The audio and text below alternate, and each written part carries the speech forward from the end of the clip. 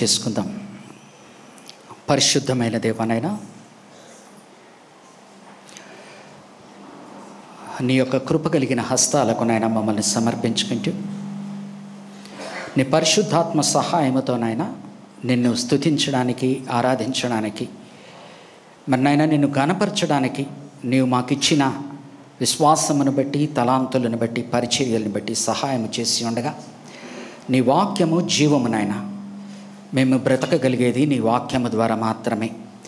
కాబట్టి ప్రభు, నీ వాక్యమును ధ్యానించుకుంటూ ఉన్న సమయంలో నీవు నియమించుకున్న నీ వాక్యోపదేశకునిగా నీ మాటలు చెప్పగలిగిన శక్తిని, బలమును నాకు దయచేయి. నా ఉనికిని సమస్తము నాయన నీ ఆధీనములోకి తీసుకో. నా యొక్క మనస్సును, ఆలోచనలను నీ ఆధీనములోకి తీసుకో. నా హృదయమును, వాటి తలంపులను నీ ఆధీనములోకి తీసుకో. సంపూర్ణముగా నా ఆత్మను నాయన నీ ఆత్మలోకి ఆధీనముగా తీసుకొని నన్ను నీ సిలువ చాటున మరుగుపరిచి నీ పరిశుద్ధాత్మ సహాయముతో నీ యొక్క పరిశుద్ధ గ్రంథములోని సత్యాలను మాకు బోధపరచమని, ఆ సత్యాలు మేము నాయన అర్థం చేసుకోగలిగినట్లుగా, ఆ సత్యానికి అనుసారముగా నడుచుకోవడానికి నైనా మా జీవితాలకు నైనా అన్వయించుకొని ఆచరించగలిగినట్లుగా నీ పరిశుద్ధాత్మ శక్తిని, బలమును దయచి. కావున ప్రభు, వాక్యము నీది గనక నీ మీద ఆధారపడుతూ నీ పరిశుద్ధాత్మ సహాయముతో కూడి వచ్చిన బిడ్డలు రకరకాల ఆలోచనలతో, రకరకాల బాధలతో, రకరకాల ప్రశ్నలతో వారు ఇక్కడ నాయన ఉంటూ ఉండగా నీ మందిరములో నీవు వారితో నీ మెల్లనైన స్వరముతో ఎవరికి కావలసిన రీతిగా వారితో నీవు మాట్లాడమని, వారి హృదయములను సేదపరచమని, మరి ప్రభు వారిని బలపరచమని, వారిని నాయన నిత్య జీవములోకి నడిపించమని, నీ ఘనత కొరకు, మహిమ కొరకు వారి తలాంతులను, పరిచర్యలను వాడుకొని కూడిన ప్రతి ఒక్కరిని కూడా, వారిని, వారి కుటుంబాలని దీవించమని ప్రభువును రక్షకుడు అయిన యేసుక్రీస్తు నామమున ఈ ప్రార్థన వేడుకుంటున్నాను తండ్రి. ఆమేన్. దయచేసి సంఘమంతా కూర్చోవలసిందిగా కోరుకుంటున్నాను.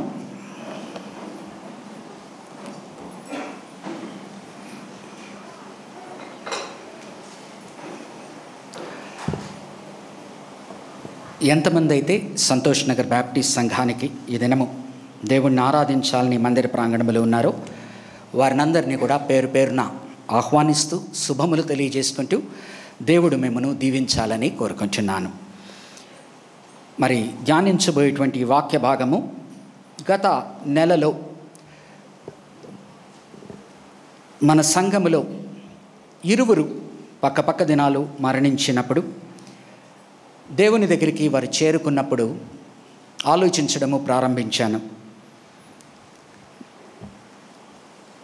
మన జీవితాలు దేని కొరకు? మనము ఏ విధముగా జీవిస్తే మనకేమి జరుగుతుంది? మనము ఏ విధముగా ఉంటే ఎక్కడికి వెళ్తాము? తరువాత చనిపోయిన వారు ఇప్పుడు ఎక్కడ ఉంటారు? కొంత మనకందరికీ తెలిసినప్పటికీ కూలంకుషంగా దాన్ని ఆలోచించడం ప్రారంభించి ప్రార్థించినప్పుడు సంఘములో ఈ యొక్క ఉపదేశాన్ని బోధించాలని దేవుడు నన్ను ప్రేరేపించగా, మరి మొట్టమొదటి వారము జీవ గ్రంథము అనేటువంటి దాని ద్వారా ఎవరైతే యేసు ప్రభువును అంగీకరించి ఆయనకు నచ్చిన రీతిగా వారి ప్రవర్తనలతో నడుచుకుంటారో వారి పేర్లన్నీ జీవగ్రంథములో ఉంటాయని, వారు తీర్పుకు గురిగారని, వారు పరదైసనండి, పరలోకమనండి, పరలోక రాజ్యమనండి, శాంతితో సమాధానకరమైన స్థలానికి వారు వెళ్తారని, వారికి తీర్పు ఉండదని మనము ధ్యానించాం. అలాగనే ఎవరైతే యేసు ప్రభువును అంగీకరించరో వారు దేవునికి దూరమైన స్థలములో ఉంటారని, అది శాంతి సమాధానం ఇచ్చేటువంటి స్థలము కాదని, అది బహు కష్టమైన ప్రదేశమని, స్థితి అని, దాని జోలికి మనం ఎవరము వెళ్లకుండా ఉండాలి అంటే యేసు ప్రభువును అంగీకరించడం మాత్రమే కాకుండా ఆయనకి తగిన రీతిగా జీవించడమే సరి అయిన మార్గము. కాబట్టి ఈ నేపథ్యంలో చదవబడిన వాక్య భాగము మార్కు సువార్త 9వ అధ్యాయము 43 నుంచి 48 వరకు మరొకసారి దయచేసి నాతో పాటు చూడండి. 43వ వచనము. నీ చెయ్యి నిన్ను అభ్యంతరపరచిన ఎడల దానిని నరికివేయము. నీవు 2 చేతులు కలిగి నరకములోని ఆరని అగ్నిలోనికి పోవుట కంటే అంగహీనుడవై జీవములో ప్రవేశించుట మేలు. 2 మార్గాలు చెప్తున్నాడు. ఏంటండి? ఒకటి నరకములోకి వెళ్ళే మార్గం అంటున్నాడు, ఇంకొకటి జీవములోకి వెళ్ళేటువంటి మార్గము అంటున్నాడు. 45వ వచనం, నీ పాదము నిన్ను అభ్యంతరపరచిన ఎడల దానిని నరికివేయుము. 2 పాదములు కలిగి నరకములో పడవేయబడుట కంటే కుంటివాడవై నిత్య జీవములో ప్రవేశించుట మేలు. మరలా ఏమంటున్నాడు? నరకము, ఇందాక జీవం అన్నాడు, ఇప్పుడు నరకము, నిత్య జీవము. 2 మార్గాలు, 2 ప్రదేశాలు, 2 స్థితిగతులు, 2 డెస్టినీస్, 2 డెస్టినీ, 2 డెస్టినీలు, 2 డెస్టినేషన్స్. డెస్టినీ అంటే 2 విధి వ్రాతలు, అర్థమయ్యేదానికి మన భాషలో. 2 అంతిమ ప్రదేశాలు. 47వ వచనం, నీ కన్ను నిన్ను అభ్యంతరపరచిన ఎడల దానిని తీసి పారవేయుము. 2 కన్నులు కలిగి నరకములో పడవేయబడుట కంటే ఒంటి కన్ను గలవాడై దేవుని రాజ్యములో ప్రవేశించుట మేలు. 3వదిగా ఏమంటున్నాడు? నరకము, దేవుని రాజ్యం. సో ఈ మాటలన్నిటికి గల అర్థం ఏంటి అంటే 2 మార్గాలు ఉన్నాయి, 2 స్థితిగతులు ఉన్నాయి, 2 స్థలాలు ఉన్నాయి. దానిని పరలోకము అనవచ్చు, పరదైసు అనవచ్చు, దేవుని రాజ్యము అనవచ్చు. ఇంకొక దాన్ని పాతాళము అనవచ్చు, నరకము అనవచ్చు. అంటే ఏ స్థితి అయితే బాగుండదు, మరణలోకము, మృతుల లోకము, రకరకాలు. సో ఈరోజు సునిశ్చితముగా ఏం మాట్లాడుతూ ఉన్నది ఇది అని ఆలోచిద్దాం. పాత నిబంధన వారు ఏమి నమ్మేవారు? పాత నిబంధన వారు ఏమి నమ్మేవారు? వారు చనిపోయిన తర్వాత ఎక్కడికి పోతామని నమ్ముతున్నారు. వారు అక్కడికి పోయిన తరువాత ఎవరు అక్కడ ఉంటారు, అక్కడి నుంచి దేవుడు ఎవరిని లేవనెత్తుతాడు. మరలా పాత నిబంధన ఆలోచన విధానాన్ని బట్టి పునరుద్ధానము అంటే ఏంటి అనగా, వారి యొక్క ఆత్మలు రక్షింపబడ్డం మాత్రమే కాకుండా వారి శరీరాలు కూడా మహిమగల శరీరాలుగా చేసి పునరుద్ధానపరచబడతాయని పాత నిబంధనలో మాట్లాడుతున్నది. ఎవరు ఈ విధముగా మంచి పునరుద్ధానానికి వెళ్తారు? చెడ్డ పునరుద్ధానం అన్నది ఒకటి ఉన్నది. వారి ఆత్మలు, వారి యొక్క శరీరాలు కూడా జత చేయబడతాయి, కానీ అవి నిత్య నరకములోకి వెళ్తాయి. ఆ తరువాత కొత్త నిబంధన ఏం బోధిస్తూ ఉన్నది? కొత్త నిబంధనలో యేసు ప్రభువు నమ్ముకున్న వారు ఎక్కడికి వెళ్తారని రాయబడుతూ ఉన్నది. యేసు ప్రభువు నమ్ముకోని వారు ఎక్కడికి వెళ్తారని రాయబడుతూ ఉన్నది. అనగా చనిపోయిన తరువాత మనల్ని పూడ్చిపెడతారు, అందరినీ పూడ్చిపెట్టేస్తారు, కాలుస్తారు అనుకుందాం, ఏదైనా చేయనివ్వండి. ఒకానొక సమయంలో యేసు ప్రభు వారు 2వ రాకడలో వస్తాడు. ఆయన యందున్న వారిని ఆయన లేపుతాడు, పునరుద్ధానపరుస్తాడు, పునరుద్ధాన మహిమగల శరీరాలు ఇస్తాడని మనం నమ్ముతున్నాం.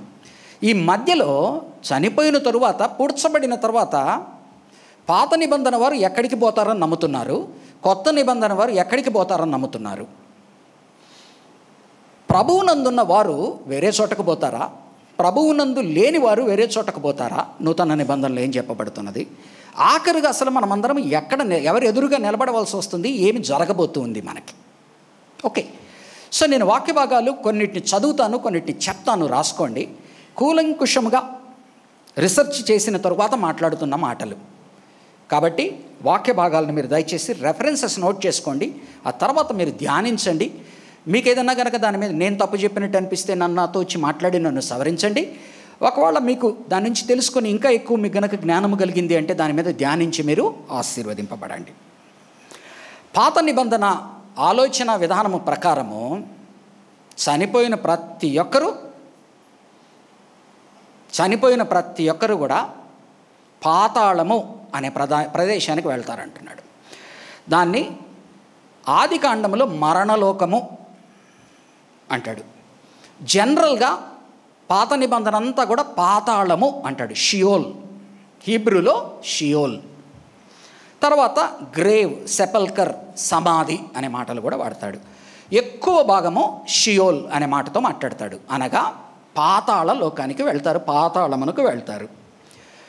ఈ పాతాళానికి వెళ్ళిన వారు మరలా జీవము కలిగిన ప్రదేశానికి, అంటే నీతో నాతో మరలా బ్రతకడానికి భూమి మీదకి రారు అని మాట్లాడుతూ ఉన్నది.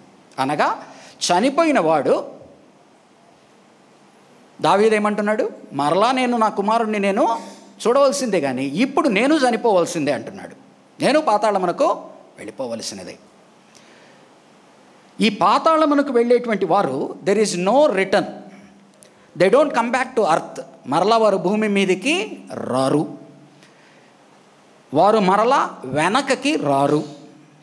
ఎవరు ఇక్కడ ఉంటారయ్యా అంటే 7వ అధ్యాయము యోబు గ్రంథము 7వ అధ్యాయం. ఇంకా చాలా రెఫరెన్సులు ఉన్నాయి. ఒక 45 నిమిషాల మెసేజ్లు అన్నీ చెప్పలేము కనుక కొన్ని ఇంపార్టెంట్ రెఫరెన్సెస్ మాత్రమే నేను రాశాను. 7వ అధ్యాయము 9వ వచనం.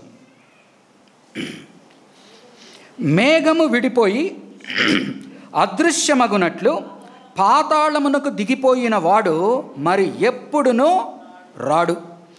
అతడు ఇక ఎన్నడూను తన ఇంటికి రాడు. అతని స్థలము అతనిని మరలా ఎరగదు. అనగా భూమి మీద గతించిన వాడు పాతాళానికి వెళ్తాడు, మళ్ళా వాడు భూమి మీదకి రాడు అంటున్నది. కీర్తనల గ్రంథము 88వ కీర్తన 10 నుంచి 12 వచనాలు. Psalms 88, 10-12. They will not be able to praise God. ఎవరైతే పాతాళ లోకానికి వెళ్ళిపోతారో వారు దేవునిని స్తుతించలేరు నోరు తెరిచి. కీర్తనల గ్రంథము 88వ కీర్తన 10 నుంచి 12 వరకు చదువుతున్నాను. 88వ కీర్తన. మృతులకు నీవు అద్భుతములు చూపెదవా? ప్రేతలు లేచి నిన్ను స్తుతించెదరా? సమాధిలో నీ కృపను ఎవరైనా వివరింతురా? నాశన కూపములో నీ విశ్వస్యతను ఎవరైనా చెప్పుకొందురా? అంధకారములో నీ అద్భుతములు తెలియనగునా? పాతాళములో నీ నీతి తెలియనగునా? Those who go to Sheol, anybody it might be, from there they can not praise God. దేవునిని స్తుతించలేరు వారు. ఏమి స్తుతించినా ఆరాధించినా నోరు తెరిచి మాట్లాడినా భూమి మీద ఉన్నప్పుడు మాత్రమే చేయాలి. పాతాళములోకి వెళ్ళిన తర్వాత వారు స్తుతించలేరు. ఆ ప్రదేశం ఏమంటున్నాడో చూడండి. మృతులు, ప్రేతలు, సమాధి, నాశన కూపము, అంధకారము, పాతాళము, ఇటువంటి మాటలతో దాన్ని వర్ణిస్తూ ఉన్నాడు. They cannot praise God. అందుకని యెషయా గ్రంథం 38వ అధ్యాయంలో 18 నుంచి 19 వరకు చూస్తే హిజ్కియా మహారాజు ఈ మాటలనే వాడుకుంటూ మాట్లాడుతున్నాడు. చూడండి, యెషయా గ్రంథము 38వ అధ్యాయము 18 నుంచి 19 వచనాలు. 38వ అధ్యాయము 18 నుంచి 19. పాతాళమున నీకు స్తుతి కలుగదు, మృతి నీకు కృతజ్ఞతాస్తుతి చెల్లింపదు. సమాధిలోనికి దిగువారు నీ సత్యమును ఆశ్రయించరు. సజీవులే కదా నిన్ను స్తుతింతురు. ఈ దినమున నేను స్వజీవుడనై నేను నిన్ను స్తుతించచ్చు అన్నాను. సో నీవు నేను సజీవులముగా ఉన్నంత వరకు ఆయన్ని స్తుతించగలం. కాబట్టి నీవు నేను మనల్ని ఆయన సృష్టించినది ఆయన స్తుతించడానికి, ఆరాధించడానికి గనక. చనిపోయిన తరువాత పాత నిబంధన వారు ఇంకా స్తుతించలేము గనక ఏది చేసినా నేను బ్రతికి ఉన్నప్పుడు, ఈ శరీరంలో ఉన్నప్పుడు ఆయనను స్తుతిస్తాను, ఆరాధిస్తాను నోరు తెరిచి అంటున్నాడు. కీర్తనల గ్రంథము 9వ అధ్యాయము, కీర్తనల గ్రంథము 9వ అధ్యాయము 17వ వచనము. పాతాళములో ఇంకోటి జరుగుతూ ఉందంటున్నాడు. Wicked are sent there for punishment. ఎవరైతే దుష్టులై ఉంటారో వారిని అక్కడ శిక్ష కొరకు పంపిస్తానంటున్నాడు. జాగ్రత్తగా వినండి. 9వ అధ్యాయము 17వ వచనము. దుష్టులను దేవుని మరుచు జనులందరూ పాతాళమునకు దిగి పోవుదురు. ఇప్పుడు మనకు రావాల్సిన అనుమానం ఏంటి? అందరూ పాతాళానికి వెళ్తారంటున్నారు, మళ్ళీ పాతాళములో స్తుతించలేరు అంటున్నారు, పాతాళములో వారు పైకి రాలేమంటున్నారు. మరి పాతాళంలో దుష్టుల్ని మాత్రమే అక్కడ ఉంచుతాడు అంటే అర్థం ఏంటి? పరిశుద్ధ గ్రంథం ఏమంటా ఉన్నదంటే చనిపోయిన ప్రతి ఒక్కరూ పాతాళానికే వెళతారు, కానీ దేవునిని నమ్ముకున్న వారు పాతాళమునకు ఆయన అక్కడనే ఉంచి వేయడు. పాత నిబంధన ఆలోచన విధానం ఏంటంటే, పాత నిబంధనలో అందరూ పాతాళానికి వెళ్తారు, కానీ అది అక్కడ స్తుతించలేరు నోటితో. అక్కడ దుష్టులు మాత్రమే ఉండిపోతారు, కానీ దేవుడు కలిగిన వారిని ఆయన అక్కడ ఉంచడు. దేవుడు కలిగిన వారిని ఆయన అక్కడ ఉంచడు. ఎవరైతే దేవునిని విశ్వసించారో, ఆయనకు అనుకూలముగా జీవిస్తూ ఉన్నారో వారిని అక్కడ ఉంచడు. చూడండి, కీర్తనల గ్రంథము 16వ కీర్తన 10వ వచనం. 16వ కీర్తన దావీదు అంటున్నాడు, ఎందుకనగా నీవు నా ఆత్మను పాతాళములో విడిచిపెట్టవు, షియోలులో నన్ను ఉంచవు. అందరూ అక్కడికి వెళ్తారంటున్నాడు, అక్కడ నేను స్తుతించలేనంటున్నాడు, అక్కడ దుష్టులను పంపిస్తానంటున్నాడు, కానీ దుష్టులు అక్కడ ఉండిపోతారు, ఆయన వారు అక్కడ ఉంచడు. నీ పరిశుద్ధుని కుళ్ళు పట్టనీయవు. 49వ అధ్యాయం, కీర్తనల గ్రంథము 49వ అధ్యాయము 14 నుంచి 15 వరకు. వారు పాతాళములో మందగా కూర్చబడుదురు, మరణము వారికి కాపరి అయ్యుండును. ఉదయమున యథార్థవంతులు వారిని ఏలుదురు. వారి స్వరూపములు నివాసము లేనివై పాతాళములో క్షయమైపోవును. కొందరివి అర్థమవుతుందండి, పాతాళములోకి అందరూ పోతున్నారు, కానీ అక్కడ ఏం జరుగుతుందో చూడండి. వారి స్వరూపములు నివాసము లేనివై పాతాళములో క్షయమైపోవును. అక్కడికక్కడే ఏ కష్టాలు పడాలనో ఏ అంతం జరగాలనో అక్కడే ఉండిపోతాయి. కానీ 15వ వచనం చూడండి, దేవుడు నన్ను చేర్చుకొనును, పాతాళ బలములో నుండి ఆయన నా ప్రాణమును విమోచించును. 2 రకాల మనుషులు చెప్తున్నారు. అందరూ పాతాళానికి వెళ్తారంటున్నాడు, కానీ వారు మాత్రం పాతాళములోనే క్షయమైపోతారంటున్నాడు, కానీ దేవుడు నన్ను మాత్రం పాతాళములో ఉంచడు. 86వ కీర్తన 86వ కీర్తన 86వ కీర్తన 13వ వచనం. ప్రభువా నా దేవా, నా ఎడల నీవు చూపిన కృప అధికమైనది, పాతాళపు అగాధము నుండి నా ప్రాణమును తప్పించి ఉన్నావు. దేవుణ్ణి నమ్ముకున్నవారు, దేవుని మీద ఆశ్రయించిన వారు ఆ పాతాళానికి వారిని అంతం అక్కడ ఉండదు, వారిని రక్షిస్తానంటున్నాడు. హోషేయ గ్రంథము 13వ అధ్యాయము 14వ వచనం. అయినను పాతాళ వశములో నుండి నేను వారిని విమోచింతును, మృత్యువు నుండి వారిని రక్షింతును. ఓ మరణమా నీ విజయం ఎక్కడా? ఓ మరణమా నీ ముళ్ళు ఎక్కడా? పశ్చాత్తాపము నాకు పుట్టదు. సో నీతిమంతులైన వారు ఏం మాట్లాడుతున్నారు? దేవునిని అంగీకరించిన వాళ్ళు ఏం మాట్లాడుతున్నారు? అక్కడ మమ్మల్ని వదలడు. అందరూ పాతాళానికే వెళ్తారు, కొంతమంది అక్కడే ఉండిపోతారు, ఆయన వారిని ఆయన లేపుతాడు.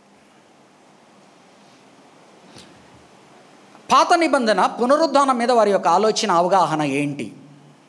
మనము నూతన నిబంధన నుంచి ఎక్కువ మాట్లాడతాం. పాత నిబంధన వారికి పునరుద్ధానం మీద ఉన్న ఆలోచన ఏంటి చూడండి. యెషయా గ్రంథము 26వ అధ్యాయము, యెషయా గ్రంథము 26వ అధ్యాయము 14వ వచనము. ఇక్కడ మళ్ళా 2 తరహా మనుషుల్ని చూపిస్తున్నాడు చూడండి. చచ్చిన వారు మరలా బ్రతకరు, చచ్చిన వారు మరలా బ్రతకరు, ప్రేతలు మరలా లేవరు. అందుచేతన నీవు వారిని దండించి నశింప చేసితివి. అదే అధ్యాయము 26వ అధ్యాయము 19వ వచనం చూడండి. 14వ వచనంలో వేరే వేరే గురించి మాట్లాడుతున్నాడు. ఎవరైతే దేవుని నందు లేరో వారిని దానికి అప్పచెప్పేస్తానంటున్నాడు. 19 రెండిటి మధ్యన డిఫరెన్స్ చూడండి. ఒకటే అధ్యాయము, ఒకటే అధ్యాయము 14వ వచనంలో అంటున్నాడు, ఇప్పుడు చచ్చిన వారు మరలా బ్రతకరు, ప్రేతలు మరలా లేవరు, అందుచేతన నీవు వారిని దండించి నశింపజేసితివి. వారు దండింపబడతారు, నశించిపోతారు అంటున్నాడు. కానీ 19వ వచనంలో అంటున్నాడు చూడండి, మృతులైన నీవారు బ్రతకుదురు. అక్కడేమో వారు బ్రతకరు అంటున్నాడు కొంతమంది. నెక్స్ట్ వచనంలో ఏమంటే మృతులైన నీవారు బ్రతకుదురు. నా వారి శవములు సజీవములుగాను, మంటిలో పడి ఉన్న వారలారా మేల్కొని ఉత్సహించుడి. నీ మంచు ప్రకాశమానమైన మంచు, భూమి తనలోని ప్రేతలను సజీవులనుగా. అక్కడేమంటున్నాడు, ప్రేతలు అయి ఉంటారు వాళ్ళు, కొంతమంది అక్కడే ఉండిపోతారు, నశించిపోతారు అంటున్నాడు. ఇక్కడేమంటున్నారంటే నీవారు బ్రతికింపబడతారు. కాబట్టి ప్యారలల్గా ఏం మాట్లాడుతున్నాడు, దేవుని యందు ఉన్నవారు, దేవుని యందు లేనివారు. పోయేది ఒకటే స్థలంలాగా కనపడతా ఉన్నది. పాతాళంలో కొంతమందిని ఉంచేస్తాడు, పాతాళంలో ఉండకుండా కొంతమందిని ఆయన లేపుతాడు. దానియేలు గ్రంథము మనకు తెలిసినదే, పోయిన వారం ధ్యానించాము, మరొకసారి చూద్దాం. దానియేలు గ్రంథము 12వ అధ్యాయము 2వ వచనం.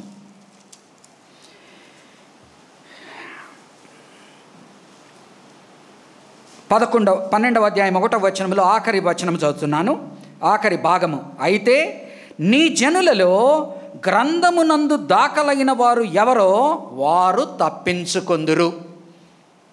Those whose names are written in the book of life, they will escape this destruction.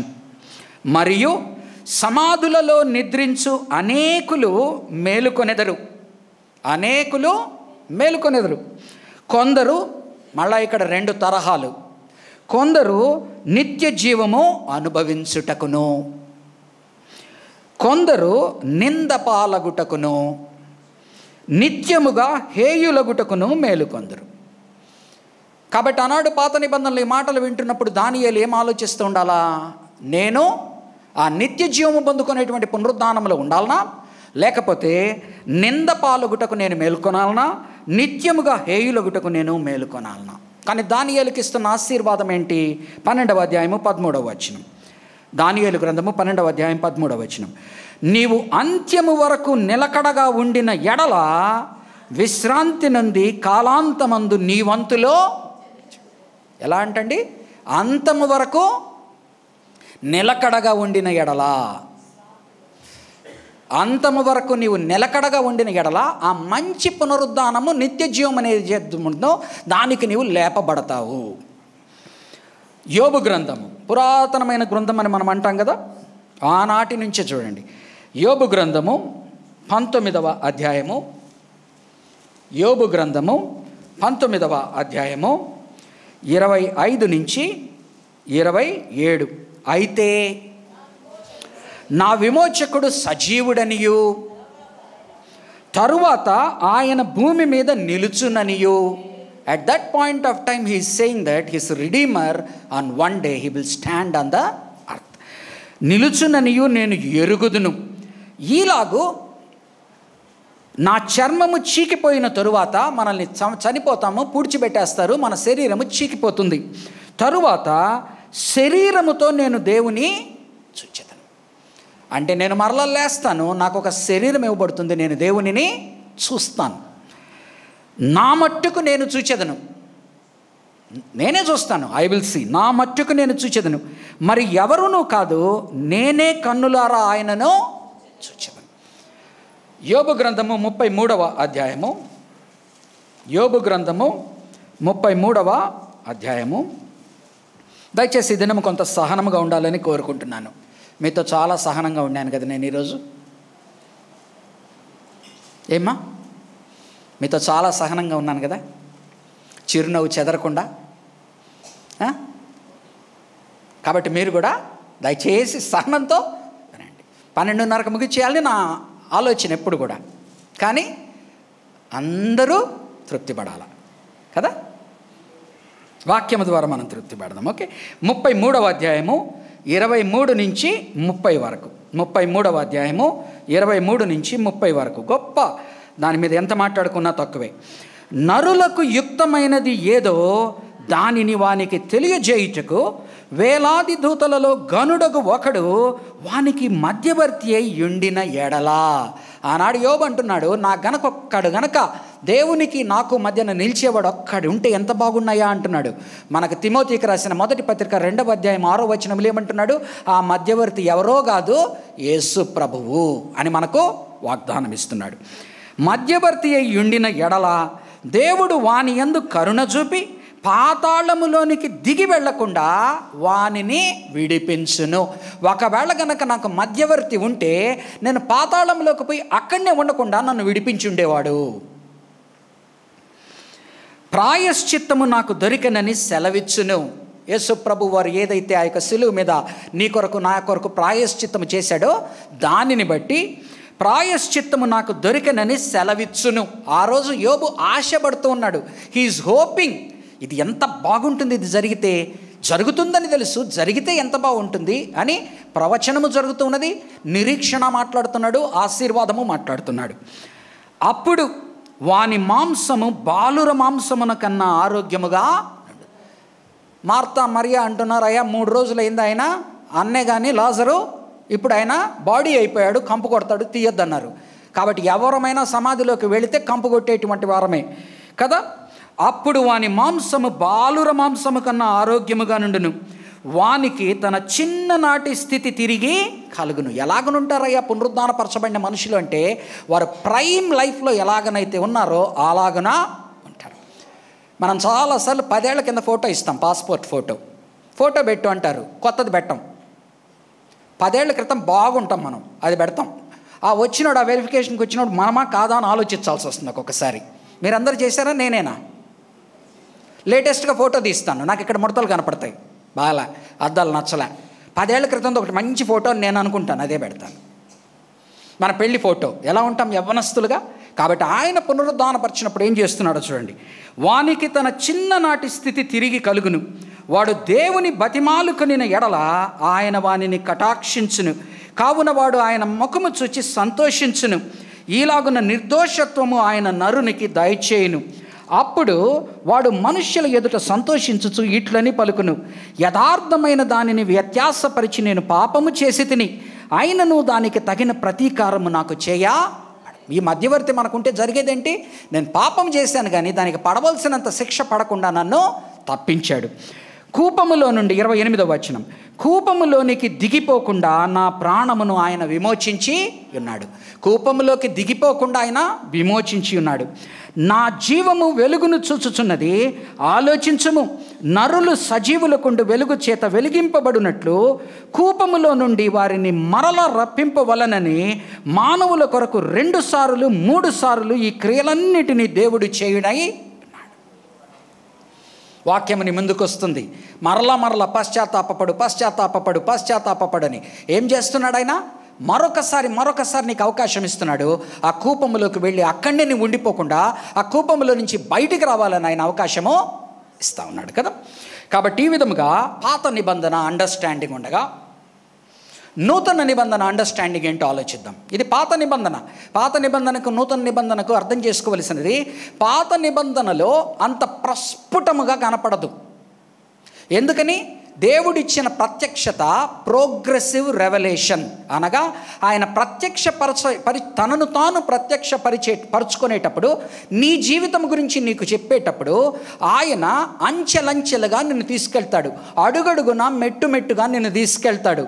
నువ్వు PhD చేయాలి అంటే నువ్వు ఫస్ట్ క్లాస్ చేయకుండా 1, 2, 3 నేర్చుకోకుండా, అంకెలు నేర్చుకోకుండా, ABCDలు నేర్చుకోకుండా PhD చేయలేవు కదా. అలాగనే పరిశుద్ధ గ్రంథంలో ఆయన మానవుణ్ణి సృష్టించినప్పటి నుంచి ఆయన కాలక్రమేణా మనల్లో జ్ఞానమును పెంచుతూ మనకు అర్థమయ్యేటువంటి రీతిగా నిత్యుడైన దేవుడు, అనంతములో ఉండే దేవుడు, నిర్దిష్టమైన మనకు అర్థమయ్యేటువంటి భాషలో మనం పసిపిల్లల్ని ఎలాగైతే ఫస్ట్ తల్లిపాలతో, ఆ తర్వాత సెర్లాక్తో, ఆ తర్వాత పిసికిన మిక్సీలో వేసిన అన్నం పెడతామో, ఆ తర్వాత చిన్నగా ఉప్పు కారము వేసి పెడతామో, అలాగనే దేవుని యొక్క గ్రంథములో ఆయన తన విశ్వాసులకు బయలుపరిచేటువంటి రీతి అంచెలంచెలుగా, మెట్లుగా, ప్రోగ్రెసివ్గా రివీల్ చేసుకుంటాడు తనని తాను. కాబట్టి పాత నిబంధనలో వారికి ప్రత్యక్షత లేక కాదు, ప్రత్యక్షత ఉన్నది. కానీ అంచెలంచెలుగా వారికి నేర్పిస్తూ వస్తున్నాడు. ప్రకటన గ్రంథం ఆయన ముగించే సమయానికి సంపూర్ణంగా పానోరామిక్ వ్యూ, అనగా ఎలాగనైతే 70 mm ఇట్లా వంకి తిరిగి ఉంటుందో ఇక్కడి నుంచి అక్కడికి మనకు అంత దూరంలో కూర్చొని చూసి అర్థం చేసుకునేటట్టుగా మనకి ఇస్తాడు. అనగా ఒక స్క్రీన్ ముందర కూర్చున్నాం అనుకోండి, జూమింగే తీసుకోండి, దాన్ని చూస్తున్నప్పుడు ఇదే కనపడుతుంది. వెనక్కిపోతూ ఉంటే ఫుల్గా అనిపిస్తుంది. అలాగన దేవుడు మనల్ని ఎదిగించి ప్రోగ్రెసివ్గా మనకు తెలియజేస్తూ ముందుకు తీసుకువెళ్తాడు. ఆ క్రమంలో చూడండి, యాంటీ అండర్స్టాండింగ్, నూతన నిబంధన యొక్క ఆలోచన విధానము, ఆయన ఆత్మీయ సత్యాలు ఏంటి అంటే, మానవుడు ఫస్ట్ అర్థం చేసుకోవలసినది బాడీ, సోల్, స్పిరిట్ అంటారు. Body, soul, spirit. Soul, spirit అనేది మనము మూడవది గ్రీక్ అండర్స్టాండింగ్ని బట్టి చేసుకున్న ఇది. కానీ అర్థం చేసుకోవలసినది ఒకటి శరీరం అయి ఉన్నది, ఇంకొకటి ఆత్మ అయి ఉన్నది. రెండు అర్థం చేసుకోవాలి. శరీరం అయి ఉన్నది, ఆత్మ అయి ఉన్నది. ఈ రెండు కలిసి కట్టుగా ఉండుటే మానవుడు. Body, spirit. యాంటీ అండర్స్టాండింగ్ ప్రకారము, నూతన నిబంధన ప్రకారము ఆర్థోడాక్స్ ఫెయిత్, విశ్వాసము, సరి అయిన క్రమబద్ధమైన విశ్వాసము, ఇటు అటు దారి తప్పిపోకుండా ఉండేటువంటి విశ్వాసము ఏమంటూ ఉన్నదంటే, it believes in immortality of soul. ఆత్మ ఏదైతే మనం సోల్ అండ్ స్పిరిట్ రెండు కలిపి ఒకటి అంటామో, ఆ ఆత్మ నిత్యమైనది, దానికి మరణము లేదు. అది మంచి స్థానములో పరలోకము యందు ఆనందముతో, శాంతితో, సమాధానంతో అన్న ఉంటుంది, లేకపోతే నరకములో బాధపడుతూ అన్న ఉంటుంది. దానికి మరణము లేదు. శరీరమునకు మాత్రమే మరణం ఉన్నది. కానీ ఆ శరీరము చీకిపోతుంది. కానీ ఒకానొక దినము ఆ ఆత్మను, శరీరమును రెండిటిని మరలా దేవుడు జోడిస్తాడు. ఈ రెండిటిని జోడించిన తరువాత ఎయిదర్ పరలోకములో అన్న ఉంటుంది ఆ యొక్క శరీరము, ఆత్మ, ఎయిదర్ నరకములో అన్న ఉంటుంది. ఆత్మ, శరీరము రెండుటికి అప్పుడు ఇంకా మరణం ఉండదు. పునరుద్ధాన శరీరము, మహిమగల శరీరానికి ఇంకా మరణము లేదు, అది చీకిపోదు. రక్తమాంసములు పరలోకమును స్వతంత్రించుకొన, దేవుని రాజ్యమును స్వతంత్రించుకొనలేవు. కాబట్టి నీకు ఆ యొక్క ఇమ్మార్టల్ బాడీ ఇవ్వబడుతుంది లేటర్ ఆన్. ఇది అర్థం చేసుకోవాలా. మరణము అనగా ఏంటి? మరణము అనగా శరీరమును, ఆత్మను రెండుటిని విడుదల చేసేదే మరణము. Death consist of separation of soul, spirit and body. Immortal soul, spirit lives on while the body decomposes. Body decompose అయిపోతుంది కానీ ఆత్మ క్షీణించదు. కానీ ఆత్మ ఎక్కడికో ఒక చోటకి వెళ్ళాలి, ఎక్కడో ఒక చోట ఉండాలి. దేవుని యొక్క రెండవ రాకడలో, యేసు ప్రభువు వారి రెండవ రాకడలో ఏదైతే శిథిలమైపోయి లోపల చీకిపోయినదో, దేవుని యొక్క ఆత్మ ఎవరైతే జాగ్రత్తగా వినండి మాటలు, ఎవరైతే యేసు ప్రభువుని రక్షకునిగా అంగీకరించారో, ఎవరైతే ఆయనకు తగిన రీతిగా జీవించడానికి సిద్ధపడ్డారో, వారి యొక్క ఆత్మలు చనిపోయిన వెంటనే దేవుని దగ్గరికి వెళ్ళిపోతాయి. ఎవరైతే దేవునిని నమ్ముకొనకుండా ఉన్నారో వారి యొక్క స్థానం ఏమని చెప్తుందంటే, పరిశుద్ధ గ్రంథము హేడిస్ అనే వర్డ్ వాడుతుంది, గ్రీక్ వర్డ్ HADES. ఆ స్థలములోకి వెళుతుంది. జాగ్రత్తగా వినండి. క్రైస్తవునికి సంబంధించినంత వరకు నీవు దేవుని యందున్నప్పుడు నీ ఆత్మ మంచి స్థలములోకి, పరదైసు కానివ్వండి, పరలోకం అనండి, వాటి పేర్లు, దాని తేడాలు మళ్ళీ చూద్దాము, దేవుని దగ్గరికి వెళ్తుంది నీ ఆత్మ. ఏ ఆత్మలైతే యేసు ప్రభువునందు లేకుండా ఉంటాయో అవి హేడిస్ అనే స్థలమునకు వెళ్తుంది అంటున్నాడు. వాటి గురించి ఇంకెక్కువ వివరణ ఇవ్వడు, చూచాయిగా అక్కడక్కడ మాట్లాడతాడు, అంతేగాని వివరణ ఇవ్వడు. ఎందుకంటే నువ్వు ఆ స్థలానికి పోవాల్సిన అవసరమే నీకు లేదు. యేసు ప్రభువుని రక్షకునిగా అంగీకరించు, నీ జీవితాన్ని సరిచేసుకో. నీవు బ్రతికి ఉన్నంత కాలము పరిశుద్ధాత్మ సహాయంతో నూతన జీవిగా నువ్వు జీవిస్తూ ఉండు. ఏదన్నా కొరవా సరవా నీకు చనిపోయే లోపల పడితే దేవుడు తన సహాయంతో నీకు కృపను చూపిస్తాడు. అంతేగాని నీవైతే అక్కడికి వెళ్ళవలసిన అవసరము లేదు.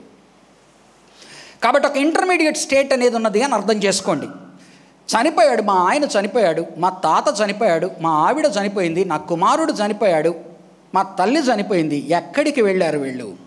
శరీరము భూమిలోకి వెళ్ళింది. జాగ్రత్తగా వినండి.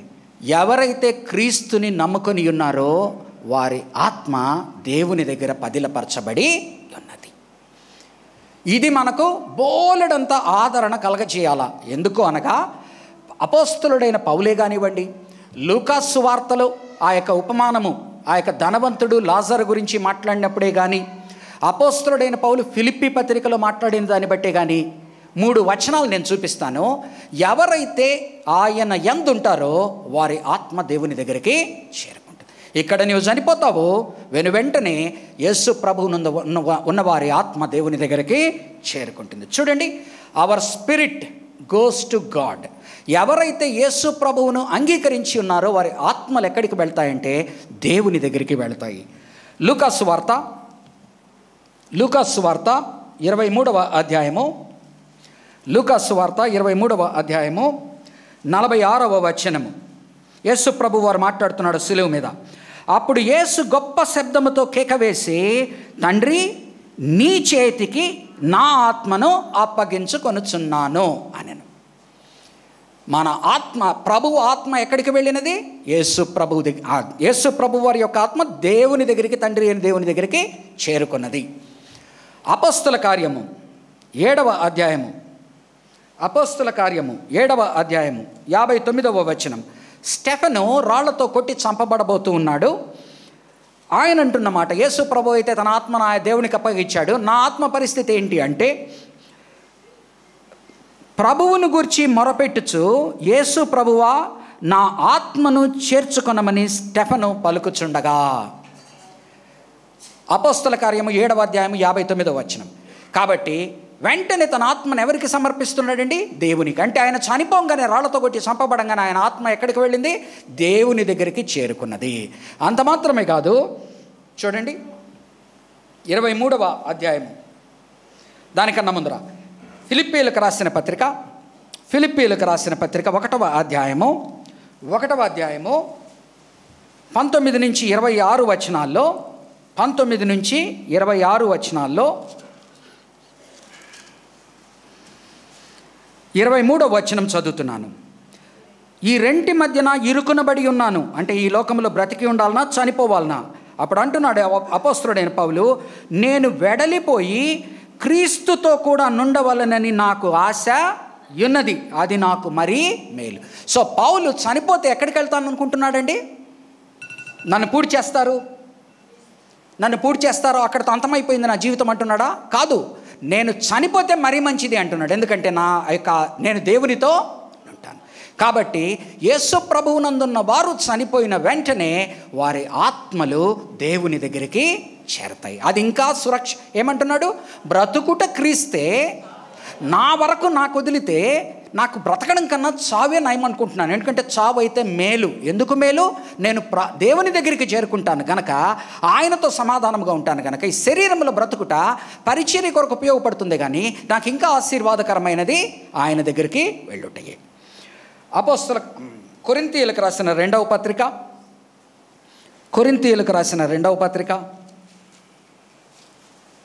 5వ అధ్యాయము, కొరింథీయులకు రాసిన 2వ పత్రిక 5వ అధ్యాయము 8వ వచనం చదువుతున్నాను. ఇట్లు ధైర్యము కలిగి ఈ దేహమును విడిచిపెట్టి ప్రభువునందు నివసించుటకు ఇష్టపడచ్చు. ఈ దేహమును విడిస్తే ఏం జరుగుతుందంటున్నాడు? ప్రభువు యందు, ఆయన దేవుని దగ్గర ఉండడానికి నేను ఇష్టపడుతున్నాను అంటున్నాడు. కాబట్టి క్రైస్తవుడు మరణించిన తరువాత అది ఆ మరణము దురదృష్టము కాదు, అదృష్టమే. ఎందుకంటే భూమి మీద జీవితము కన్నా దేవుని దగ్గర ఉండేటువంటి జీవితం దాన్ని గుర్తు చేసుకోమని అపొస్తలుడైన పౌలు ధైర్యంగా నొక్కి వక్కాణించి చెప్తూ ఉన్నాడు.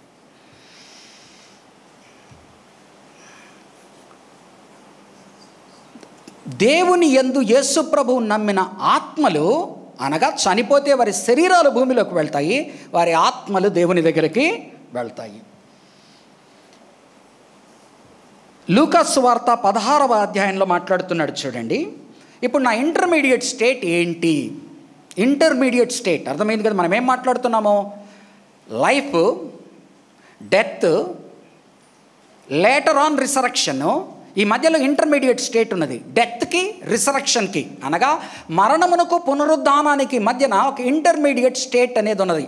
ఆ ఇంటర్మీడియట్ స్టేట్లో లూకాసు వార్త ఇది ఉపమానము గనక దీన్ని మనం ఎంత వరకు తీసుకోవాలో we have to take with a pinch of salt, but at the same time it is telling a great truth. 16వ అధ్యాయము, లూకాసు వార్త 16వ అధ్యాయము 19 నుంచి 31 వచనాల్లో 22వ వచనం చదువుతున్నాను. ఆ దరిద్రుడు చనిపోయి దేవదూతల చేత అబ్రహాము రొమ్మున ఆనుకొనుటకు కొనిపోబడెను. ఇందాక మనం ఏం మాట్లాడుతున్నాము? యేసు ప్రభు వారు దొంగతో అంటున్నాడు, నేడు నీవు నాతో పరదైసులో నుందువు. ఎవరైతే యేసు ప్రభు యందు విశ్వాసం ప్రకటించాడు, అనగా పరదైసు అనేది యేసు ప్రభుతో సమాధానముగా ఉండేటువంటి స్థలము. అలాగని ఇంకొక దానికి టెర్మినాలజీ ఏమంటున్నా అంటే పాత నిబంధన సంబంధితులతో మాట్లాడుతూ అర్థం చేస్తున్నది కనుక, ఎందుకంటే ఇంకా యేసు ప్రభు వారి ఉపమానము చెప్తూ ఉన్న సమయంలో పాత నిబంధనకు సంబంధించిన వ్యక్తులతోనూ మాట్లాడుతున్నాడు. ఇంకా తన మరణ పునరుద్ధానాలు కాలేదు కనుక ఆ పరదైసును దొంగతో సిలువ మీద పరదైసు అంటున్నాడు. దానికన్నా ముందర మాట్లాడేటప్పుడు అబ్రహాము రొమ్ము అంటున్నాడు, అనగా ఒక మంచి స్థలము. ఎందుకని?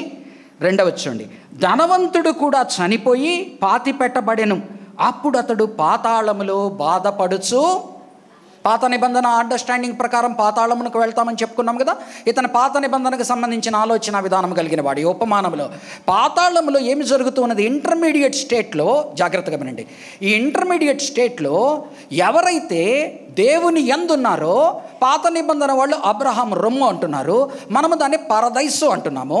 ఆ పరదైసులో సమాధానం ఉందంటున్నాము. వారి అర్థం ప్రకారం పాతాళము, ఆ పాతాళంలో ఏం జరుగుతుందో చూడండి. అనగా ఇంటర్మీడియట్ స్టేట్లోనే ఒకానొక నాడు నరకము జరిగేది కాదు. దేవుని యందు లేని వారు పాతాళములో నరక యాతన అనుభవిస్తారు. చూడండి, ధనవంతుడు కూడా చనిపోయి పాతి పెట్టబడెను. అప్పుడు అతడు పాతాళములో బాధపడుచు కన్నులెత్తి దూరము నుండి అబ్రహామును అతని రొమ్మును ఆనుకొని ఉన్న లాజరును చూచి, తండ్రివైన అబ్రహామా, నా యందు కనికరపడి తన వేలి కొన నీళ్లలో ముంచి నా నాలుకను చల్లార్చుటకు లాజరును పంపుము. నేను ఈ అగ్ని జ్వాలలో యాతన పడుచున్నానని కేకలు వేసెను. అందుకు అబ్రహాము, కుమారుడా, నీ జీవితకాలమంతా నీకు ఇష్టమైన సుఖము అనుభవించితివి, అలాగుననే లాజరు కష్టము అనుభవించినని జ్ఞాపకము చేసుకొనుము. ఇప్పుడైతే వాడు ఇక్కడ నెమ్మది పొందుచున్నాడు. ఆ స్థలంలో ఏమన్నదండి? అబ్రహాము రొమ్మునందు పరదైసులో దేవుని యొక్క సన్నిధిలో ప్రభు ఎక్కడైతే పరదైసు అంటున్నాడో అక్కడ నెమ్మది పొందుచున్నాడు. నీవు యాతన పడుచున్నావు. పైపెచ్చు అంతేకాక ఇక్కడ నుండి మీ యొద్దకు దాటగోరు వారు దాటిపోజాలకుండునట్లు, అక్కడి వారు మా యొద్దకు దాటి రాజాలకుండునట్లు మాకును మీకును మధ్య అగాధము ఉంచబడి ఉన్నదని చెప్పాను. యోహాను సువార్త 5వ అధ్యాయం 24లో ఏమంటున్నాడు?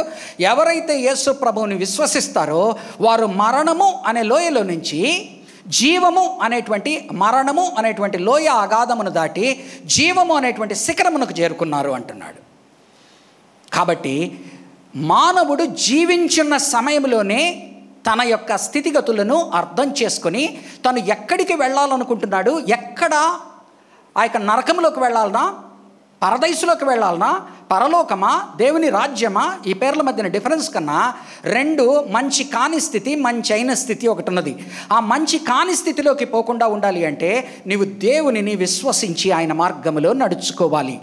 మంచిది కాని స్థితిలో నువ్వు ఇక్కడ ఇష్టం ఉన్నట్టు నీకు కావలసిన రీతిగా నువ్వు జీవించి నేరుగా ఇంటర్మీడియట్ స్టేట్లో పాతాళములో బాధపడుతూ ఉండి ఆఖరికి నిత్య నరకములోకి వెళ్తాం. చూడండి, ఇంటర్మీడియట్ స్టేట్ తర్వాత ఇంకొక స్టేట్ ఉన్నది. ఇప్పుడు కొత్త నిబంధనలో, నూతన నిబంధనలో మూడు మాటలు మాట్లాడతాడు. జాగ్రత్తగా అర్థం చేసుకోండి. ఒకటి, చనిపోయిన వారు ఎవరైతే యేసు ప్రభువు నమ్ముకోలేదో వారు హేడిస్ అనే పదంలో ఆ యొక్క ప్రదేశంలో ఉంటారు. ఆ ప్రదేశంలోనే లోతైన ఇంకొక చీకటిలో ఒక బెలం ఉన్నదంటున్నాడు పాతాళంలో. ఆ పాతాళంలో ఎవరైతే దేవదూతలు దేవునిని తిరస్కరించారో వారిని అక్కడ చీకటి గొలుసులతో బంధింపబడి ఉన్నారంటున్నాడు. రెండవ రాకడ, యేసు ప్రభు వారి రెండవ రాకడ తరువాత అటు ఆ బంధింపబడిన చెడు ఆత్మలు అనగా దేవదూతలు ఎవరినైతే ఆయన చెడ్డ దేవదూతల్ని బంధించి ఉన్నాడో దాన్ని టార్టారస్ అనే వర్డ్ వాడతాడు గ్రీకులో. అనగా మనకు అర్థం చేసుకోవలసినది ఏంటంటే, తెలుగు అనువాదంలోకి వచ్చేటప్పటికి వారు ఏ విధముగా దాన్ని సునిశ్చితముగా డిస్టింగ్విష్ చేస్తున్నారో మనకు అర్థం కాదు. డిస్టింక్షన్ ఏంటి అంటే, ఎవరైతే యేసు ప్రభువునందు ఉంటారో వారు మంచి స్థలంలోకి వెళ్తారు. అది అబ్రహాం రొమ్మను, పరదైసు అను, నెమ్మది, శాంతి, సమాధానం ఉంటుంది. ఎవరైతే యేసు ప్రభువును నమ్మరో, వారి జీవితాలని సరి చేసుకోరో, వారు హేడీస్ అనే స్థలంలోకి వెళ్తారు. ఆ స్థలంలో ఈ యొక్క లాజరు ఏ కష్టమైతే పడుతూ ఉన్నాడో, ఆ యొక్క ధనవంతుడు ఏ కష్టమైతే పడుతూ ఉన్నాడో, ఆ కష్టం ఉండడం మాత్రమే కాకుండా అక్కడ ఏ దేవదూతలైతే ఆయనకి తిరుగుబాటు చేసి ఉన్నాయో వాటినన్నిటిని ఆ బిలములో చైన్స్ వేసి బంధించి ఉన్నాడు. ఆయన రెండవ రాకడ సమయంలో ఆఖరి దినాలలో అన్హోలీ ట్రినిటీ అనేది లేస్తుంది. అనగా ఎలాగనైతే దేవుడు ఉన్నాడో ఆ స్థానంలో ఆ యొక్క క్రూర జంతువు బీస్ట్ అనేది లేస్తుంది. ఆ దీనిలోనే ఎలాగనైతే యేసు ప్రభు ఉన్నాడో ఆ దీనిలో ఇంకొక చిన్న మృగము లేస్తుంది. ప్రవక్త లేస్తాడు, అబద్ధపు ప్రవక్త. దాన్ని అన్హోలీ ట్రినిటీ అంటాడు. ఆ మూడుటిని ఏ నరకమైతే ప్రిపేర్ చేసినాడో ఆ నరకంలో వేస్తాడు. అప్పుడు నీవు నేను ఎవరైతే యేసు ప్రభువు నమ్ముకోకుండా పాతాళమునకు వెళ్ళామో, ఆ హేడీస్లో ఉన్నామో, మనము ఏ దేవదూతలనైతే ఆయన శిక్ష కొరకు బంధించి ఉన్నాడో ఆ ప్రదేశంలోకి వెళ్ళి we will be awaiting judgment. ఆ జడ్జిమెంట్ అవైట్ చేస్తున్న సమయంలో ప్రభువు వారి రెండవ రాకడ తర్వాత ఆ ధవళ సింహాసనపు తీర్పులో మనం 19వ అధ్యాయంలో కనుక చూసామంటే, ప్రకటన గ్రంథంలో మొట్టమొదట ఆ యొక్క మృగము ఆ యొక్క అబద్ధ ప్రవక్త వేయబడతారు. ఆ తరువాత 1000 సంవత్సరములు పరిపాలన జరిగిన తరువాత మరలా సాతానుని, అంటే అన్హోలీ ట్రినిటీలో మెయిన్ క్యాండిడేట్ని 20వ అధ్యాయంలో వేస్తాడు. ఆ తర్వాత ఆ హెల్ అనేది ఓపెన్ కాబడతా ఉన్నది. అప్పుడు అంతిమమైన తీర్పు ధవళ సింహాసనం ముందర మనము నిలబడుతున్నాం. నాకు ఒక 5 నిమిషాల నుంచి 7 నిమిషాల సమయం ఇవ్వండి. ఒక రెఫరెన్స్ చూపిస్తాను, మీకు అర్థమవుతుంది. ఇందాక మనం చదవబడిన మార్కు సువార్త 9వ అధ్యాయము 43-48లో అగ్ని, నరకము, నరకాగ్ని అని వాడుతున్నాడు. గ్రీక్లో ట్రాన్స్లేషన్లో ఏమని ఉంటుందంటే గెహన్నా అని ఉంటుంది. దానికి ఎందుకు ఆ గెహన్నా అనే పేరు వచ్చిందంటే, ఎలాగనైతే ఒక బయట యెరూషలేము బయట వాళ్ళ వేస్ట్ అంతా కాల్చేవారు, ఎప్పుడు కాలుతూ ఉండేది అక్కడ. ఎలాగనైతే మనం వేస్ట్ బయట ఒక ప్లేస్ ఉంటుంది, అక్కడ చెత్తంతా తీసుకెళ్ళి ఎప్పుడు కాలుస్తూ ఉంటాం. అట్లా అక్కడ వాళ్ళకి హిన్నోమ్ అనే ప్రదేశం ఉండేది. దాని నుంచి వచ్చిన ఇదనమాట. దాన్ని గెహన్ అంటే అక్కడ అగ్ని ఎప్పుడు కాలుతూనే ఉంటుంది. దాన్ని బట్టి ఏమంటున్నాడంటే, ఆ మాటల్లో నుంచి తీసుకొని గెహన్నా అనే మాట వాడుతున్నాడు. అనగా అంతిమముగా ఈ ఇంటర్మీడియట్ స్టేట్లో ఈ పాతాళములో ఉండడము, ఈ హేడీస్లో ఉండడము. పాత నిబంధన వాళ్ళైతే పాతాళములో ఉన్నట్టు, ఆ యొక్క నూతన నిబంధన అదే వర్డ్ని హేడీస్ అనే వర్డ్ వాడుతున్నాడు. మృతుల లోకము అని వాడతాడు ప్రకటన గ్రంథంలో. వీరందరూ కూడా ఆఖరి సమయంలో ఆ నరకము తెరవబడుతుంది. ఆ నరకములోకి ఫస్ట్ ఆ మూడుటిని వేస్తాడు. మనము ఎవరైతే నమ్ముకున్న దాన్ని బట్టి జీవగ్రంథము, నమ్ముకోని వారు పుస్తకాల చుట్టలు, వారినందరినీ తీసుకెళ్ళి ఆ నరకములో వేస్తాడు. చూడండి, హేడీస్ అనే మాట వేరు, గెహన్నా అనేటువంటి మాట వేరు. గెహన్నా నరకము, ఆఖరిలో వేయబడేది. ఆ నరకములో ఆ యొక్క అన్హోలీ ట్రినిటీ, అపరిశుద్ధమైన ఏదైతే పరిశుద్ధమైన త్రిత్వం ఉన్నదో, దేవుడు, కుమారుడు, పరిశుద్ధాత్మ, అలాగనే సాతాను, మృగము, అబద్ధ ప్రవక్త అనేటువంటి వారిని దాంట్లో వేస్తాడు. ఎవరైతే తిరుగుబాటు చేసి సాతాను ఫ్రీగా తిరుగుతూ అది ఇది చేస్తున్నది, ఒకానొక నాడు తిరుగుబాటు చేసిన వాటిని మనం ఏదైతే ఆదికాండము 6లో చూస్తామో, ఇంకా ఎక్కడెక్కడైతే ఏ తిరుగుబాటుదారులు ఉన్నారో మనం ఆ యొక్క 13వ అధ్యాయము ప్రకటన గ్రంథంలో చూస్తాం. ఆ యొక్క దేవదూతలన్నింటినీ, చెడిపోయిన దేవదూతలు, ఆ ధిక్కరించిన దేవదూతలన్నింటినీ కూడా ఒక బిలములో పెట్టి ఉంటాడు. జాగ్రత్తగా నాతో పాటి పేతురు రాసిన రెండవ పత్రిక 4వ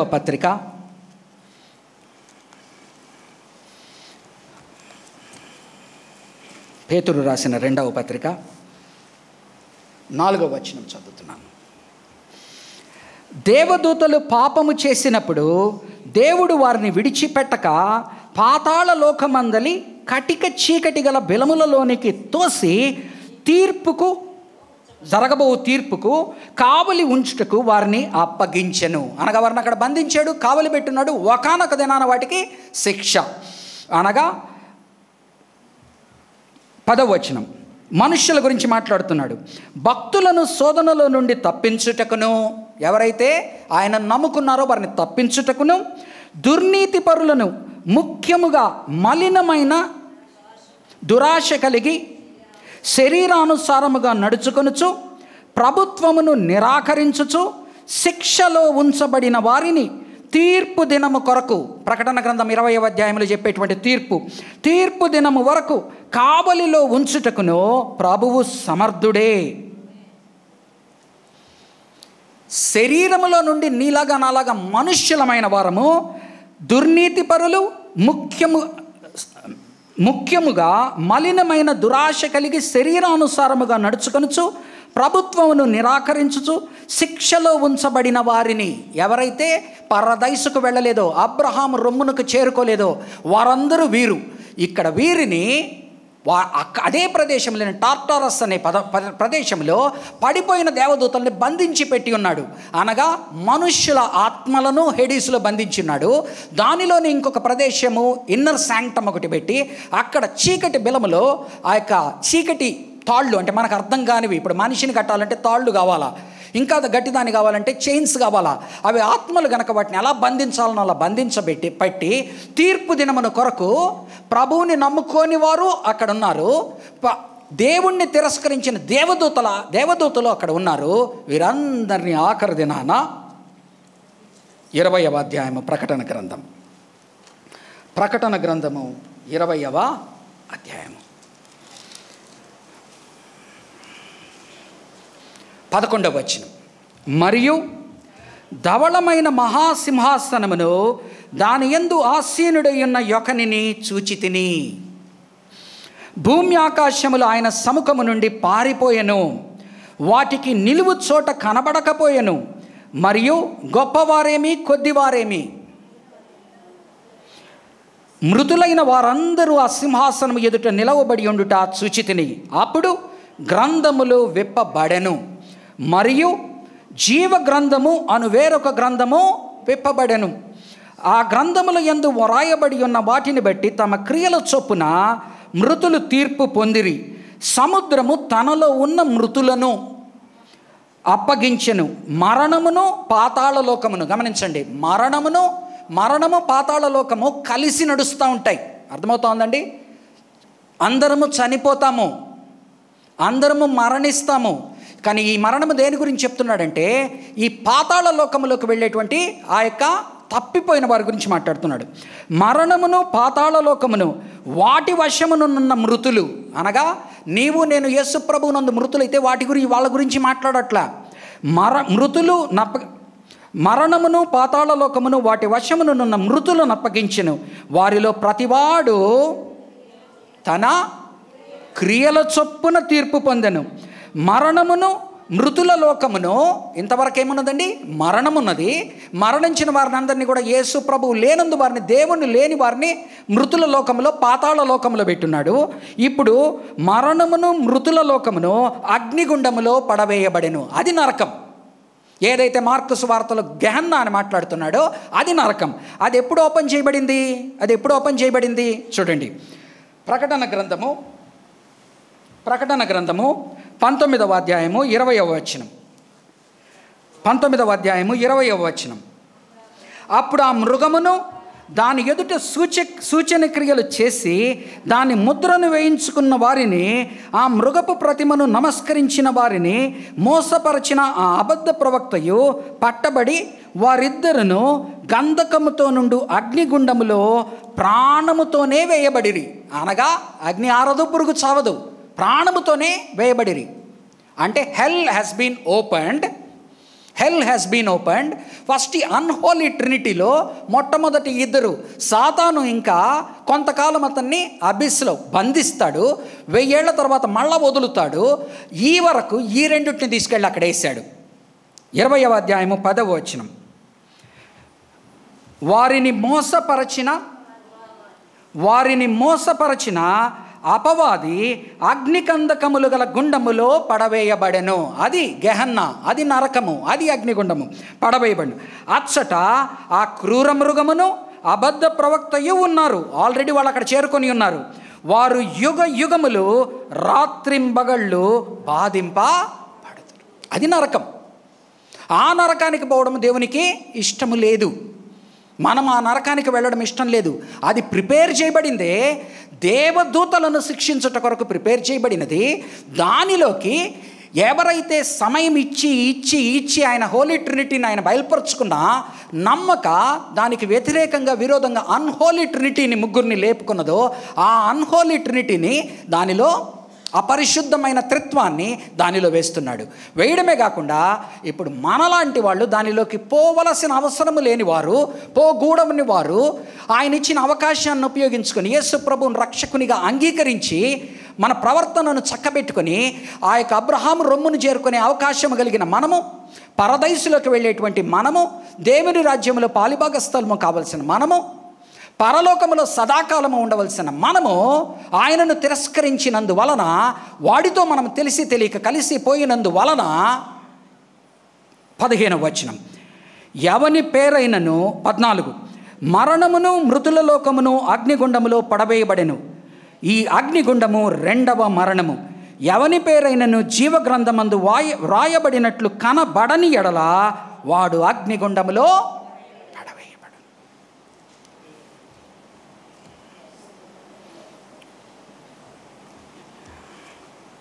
ప్రియమైన సహోదరుడా, ప్రియమైన సహోదరి, యేసు ప్రభువును రక్షకునిగా నమ్ముకో. నీ జీవితాన్ని నమ్ముకున్న తరువాత బాప్తిస్మము తీసుకొని ఆయనకు విధేయత చూపు. నీ జీవితకాలం అంతా ఏదైతే ఉన్నదో ఆ జీవితకాలం అంతా ఆయన ఇచ్చేటువంటి పరిశుద్ధాత్మ దేవుడు అనే వరము ద్వారా నీ జీవితాన్ని సరిచేసుకొని ఆ యొక్క అబ్రహాము రొమ్మును చేరుకోవడానికి వెళ్ళు. ఆ పరదైసులో ఉండడానికి చేరు. ఆ యొక్క పరలోక రాజ్యంలో ఉండడానికి వెళ్ళు. దేవుని యొక్క రాజ్యంలో పాలిభాగస్తునిగా ఉండడానికి వెళ్ళు. పరలోకంలో ఆయనతో సదాకాలం ఉండుటకు నీవు నీ జీవితాన్ని సరిదిద్దుకో. అంతేగాని నీ కొరకు ఏర్పరచబడని, దేవదూతలకు మరణము లేదు గనక వాటిని అప్పచెప్పడానికి చూస్తున్న వాటి దగ్గరికి మనము దేవునికి విధేయత చూపక, ఆయన త్రిత్వాన్ని ఒప్పుకొనక, అన్హోలీ అపరిశుద్ధ త్రిత్వంతో మనం కలిసిన ఎడల అపరిశుద్ధ త్రిత్వానికి ఏదైతే జరిగిందో అదే మనకు జరుగుతుంది. అది దేవునికి ఇష్టమో లేదు. యెహెజ్కేలు గ్రంథంలో ఏమంటున్నాడు? ఎవడునూ మరణించుట నాకు ఇష్టము లేదు, ఏ ఆత్మయు నశించుట నాకు ఇష్టము లేదు. పశ్చాత్తాపపడుడి. నేను ఒకరి మరణము చూసి ఆనందించేటువంటి వాడిని కాను, నేను జీవమునిచ్చేటువంటి వాడిని. కాబట్టి దయచేసి దానిలోకి పోకండని అడుక్కుంటున్నాడు యెహెజ్కేలు గ్రంథంలో. నీతో నాతో ఇదన మరొకసారి ఆయన మాట్లాడుతూ ఉన్నాడు. 2 గమనాలున్నాయి. 2 డెస్టినేషన్స్ అండ్ లైఫ్ ఉన్నది, డెత్ ఉన్నది. ఆ డెత్ నరకమును ఏ మాటలతో మాట్లాడినా అది నిత్యము ఉండేది. కాబట్టి నీకు నాకు ఈరోజు మరొకసారి పిలుపునిస్తున్నాడు దేవుడు. అవకాశాన్ని వదులుకోకూడదు. మన మార్గాన్ని సరిదిద్దుకోవాలా. ఇదేమో నాకు ఆల్రెడీ గంట అయిపోయింది, నేను సమయం తీసుకోలేని పరిస్థితి. క్రియలకు, నీ యొక్క విశ్వాసానికి క్రియలకు ముడి ఉన్నది. దేవుని చిత్తమైతే ఇంకోసారి మరలా దాని గురించి చెప్తాను. Do not take for granted because I have accepted Jesus Christ, I am automatically by default going to heaven అని అనుకొనవద్దు. నీవు దేవునిని అంగీకరించిన తరువాత నీవు బాకీ శేష జీవితం ఏదైతే ఉన్నదో దాని యందు నీకు ఇవ్వబడిన మంచి క్రియలు చేయుటకు నిన్ను ఎన్నుకొని ఉన్నాడు. కాబట్టి నీ క్రియలు నీ రక్షణను చూపిస్తాయి. కాబట్టి ఆ యొక్క క్రీస్తు యొక్క జడ్జిమెంట్ సీట్ అంటాడు. రోమా 14:10, 2 కొరింథీ 5:10 దేవుని యొక్క తీర్పు ముందర, ఇక్కడ వారి క్రియలను బట్టి ధవళ సింహాసనము ముందర. ఎక్కడైనా కూడా నీ యొక్క రక్షణకు క్రియలకు ముడి లేదని మాత్రం అనుకోవద్దు. నేను ప్రభువును నమ్మాను, నా క్రియలు ఎలా ఉన్నా నేను అక్కడికి వెళ్తాను అనుకుంటే అది కాదు సుమి అని అపోస్తలుడైన పౌలు ప్రతి చోట 3 ఒక 6 అధ్యాయాలు రాస్తే 3 అధ్యాయాలు దేవుని సిద్ధాంతాలు మాట్లాడతాడు. 3 అధ్యాయాలు నువ్వు ఇలా లేకపోతే, ఆ సిద్ధాంతానికి అనుగుణంగా నడవకపోతే శ్రమ నీకు అంటున్నాడు. కాబట్టి మన విశ్వాసము రక్షణ ఎంత ముఖ్యమో మన క్రియల ద్వారా ఆ రక్షణ నిజమైనదా కాదా అని తెలిపేది. కాబట్టి నీ క్రియలను నీవు సరిచూసుకో. నిన్ను నీవు వాక్యం అనేటువంటి వెలుగులో నువ్వు చేస్తున్న పనులు రైటా కాదా అర్థం చేసుకో. దాన్ని బట్టి నువ్వు ఎక్కడికి వెళ్తున్నావో నీకే అర్థమైపోతుంది. ప్రార్థన చేస్తాను. పరిశుద్ధమైన దేవానైనా నీ కృప కలిగిన హస్తాలకు సంఘమును భద్రపరచుకుంటూ, మరి ప్రభు మరణము తర్వాత ఏంటి అనేటువంటి లేవనెత్తబడిన ప్రశ్నకు మరి నీ ఆత్మ సహాయంతో నాకు ఇచ్చిన జ్ఞానమును బట్టి నేను ధ్యానించి ఉండగా, దాన్ని నా చేతనైనంతలో నాయన నీ బిడ్డల ముందర పెట్టి ఉండగా, నీ ఆత్మ ద్వారా మాత్రమే తండ్రి కార్యములు జరుగుతాయి. కాబట్టి నీ ఆత్మ సహాయంతో నాయన ఏ వ్యక్తికి ఏ విధముగా అర్థం కావాలనో అర్థం చేపించి, వారు నాయన నీ యందు నీకు దగ్గర కాగలిగినట్లుగా, నీ యందు ఎదగగలిగినట్లుగా, ఆ యొక్క మంచి స్థలమునకు, ఆ యొక్క మంచి శాంతికరమైన సమాధానకరమైన స్థలములో వారు ఉండగలిగినట్లుగా వారిని చేయి పట్టుకుని నడిపించమని, నన్ను సైతము నాయన నడిపించమని, మమ్ములను నడిపించమని, మేము నాయన ఆ యొక్క పాతాళమునకు అప్పగింపబడకుండా, ఆ యొక్క బిలమునకు అప్పగింపబడకుండా, ఆ నిత్య నరకాగ్నికి అప్పగింపబడకుండా యేసు ప్రభువును నాయన రక్షకునిగా విశ్వసిస్తున్నాము నాయన.